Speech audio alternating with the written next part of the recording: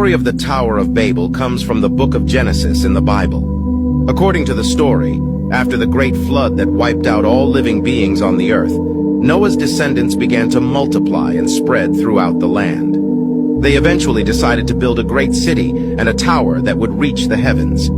As they worked on the tower, they spoke the same language and were united in their purpose. But God saw their pride and their arrogance in trying to reach the heavens, and he decided to confuse their language so they could no longer understand each other.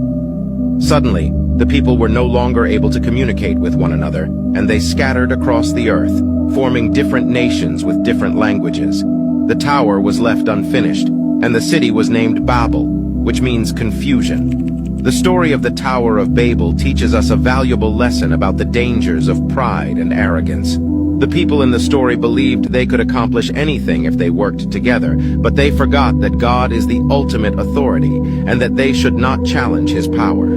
By confusing their language and causing them to disperse, God was showing them that they could not build their own way to heaven. He wanted them to rely on him and trust in his plan, rather than trying to accomplish everything on their own. Today, we can still learn from this story and remember to humble ourselves before God, trusting in his plan for our lives and relying on him to guide us through every challenge and obstacle we may face.